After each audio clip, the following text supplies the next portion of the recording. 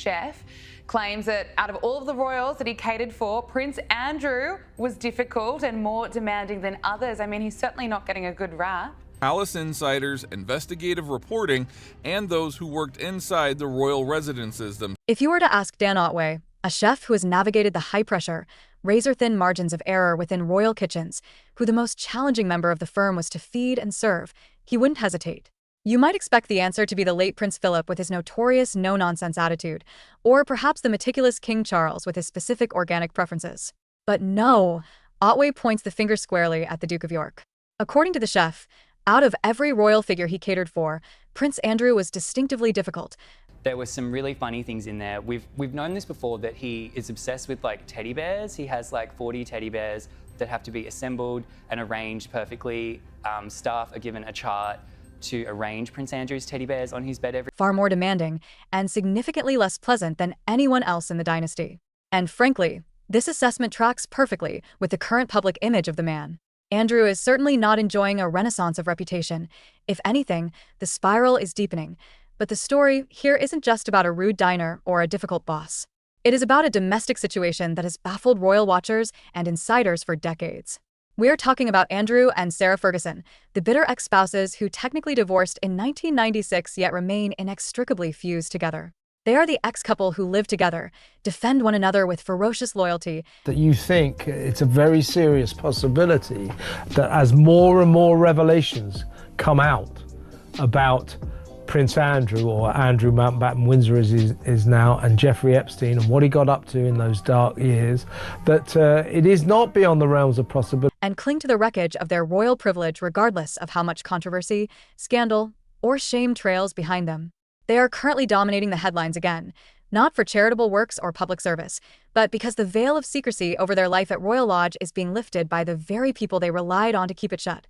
What follows is not a collection of internet rumors or tabloid whisper campaigns. This is not about crafting a fairy tale or engaging in idle gossip. Every single detail explored here originates directly from documented interviews, on-the-record statements from palace insiders, investigative reporting, and the first-hand accounts of those who physically worked inside the royal residences. I mean, I think you probably skipped to the Middle East before that happens. But yeah, this is bad news for him. I mean, I never expected this to happen. I mean, the Trump administration have fought for years to suppress this material. They can see that for its sort of voting base that it was being very damaged. While Buckingham Palace has an entire machine dedicated to controlling public perception and smoothing over rough edges, the stories that leak out from the staff closest to the Duke and Duchess of York reveal a reality that is jarringly different from the polished exterior. We are talking about strange rituals, wild expectations, confusing demands, and a level of sheer entitlement that manages to shock even career royal servants who have worked for the monarchy for decades. We are peeling back the curtain to answer one massive, lingering question.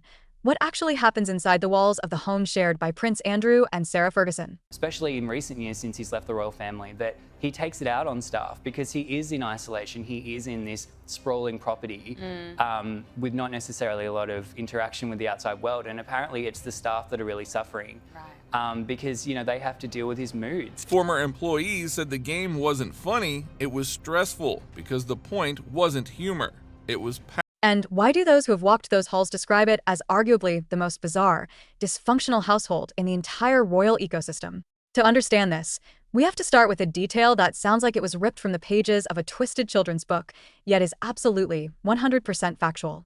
Multiple palace insiders, most notably a former Buckingham Palace maid named Charlotte Briggs, have gone on record to describe one of Andrew's most infamous and unsettling habits. It wasn't drinking or gambling or typical vices. It was an obsessive, rigid ritual involving stuffed animals and teddy bears. Charlotte Briggs did not just stumble upon a few bears in a room. She revealed that as a grown woman employed by the British monarchy, she was trained, not casually instructed, but formally trained, on how to arrange the Duke of York's massive collection of teddy bears on his bed every single day. This wasn't a haphazard pile of toys tossed onto a duvet. It was a precise, strictly defined military formation. Briggs described a collection of around 60 to 70 stuffed animals, many of which had to be placed on his pillows. There were sailor bears that had to be arranged in uniform rows, larger bears that took up the rear guard, and smaller bears stationed in the front.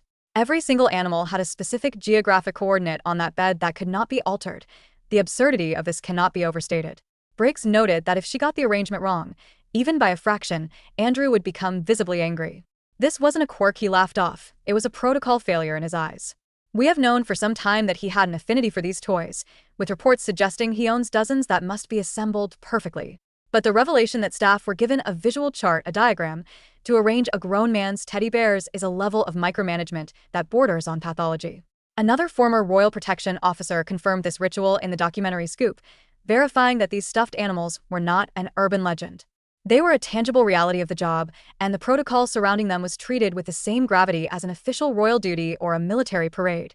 If the daytime arrangement wasn't bizarre enough, the nighttime ritual takes it to another level. Briggs described how, every single night, the bears couldn't just be swept aside. They had to be carefully moved off the bed and relocated to specific stations around the room. This included a designated spot inside an unused fireplace, where the bears had to be stacked in a pyramid shape. The palace staff were forced to treat these mass-produced stuffed toys like priceless museum artifacts or crown jewels. It is crucial to remember that this wasn't a habit Andrew grew out of in his 20s. This behavior was occurring while he was a senior working royal, a man in his 40s and 50s, a man who had seen active combat in the Falklands, yet was demanding military-level precision in how his plush sailor bears were handled by maidservants. This behavior sends a very specific message to the staff. It reinforces a hierarchy where the prince's whims, no matter how infantile, are absolute law. It is a reminder that even the smallest, most ridiculous task in his private sanctum must be executed exactly his way, or there will be consequences. It reduces the staff to players in a fantasy world where Andrew is still the commander, even if his troops are made of polyester and cotton stuffing. But the teddy bears are only the tip of the iceberg when it comes to the strange power dynamics at play. Other sources have described a game Andrew plays with household employees that sounds less like fun and more like psychological warfare. Reports indicate that Andrew frequently plays a game where he takes a specific stuffed toy monkey and hides it in random places around the expansive royal lodge. He then waits. He waits to see if the cleaning staff or footmen notice it. If they don't find the monkey, or if they ignore it, he calls them out. This intensified in recent years, particularly after he was stripped of his royal duties and retreated into the isolation of the lodge. He is living in a sprawling, echoing property with very little interaction with the outside world, and apparently, the staff are the ones who bear the brunt of his boredom. Former employees have stated clearly that this game wasn't funny. It was stressful. The point wasn't humor, the point was power. It was a test of vigilance, a way to keep the staff on edge. One source told reporters that woe betide any staff member who failed the test. Remarkably, even Sarah Ferguson reportedly hated this game. Not necessarily because she found it childish, but because she could feel the tension it created in the household. It made the air thick with anxiety. This paints a vivid and disturbing picture of the environment Andrew inhabits. Here is a man stripped of his military titles, his patronages, and his public purpose. In the vacuum left by the loss of his career, he has clung to rituals and control mechanisms inside his personal space. Royal insiders have pointed out a laundry list of habitual behaviors that seem stuck in a strange, arrested emotional timeline.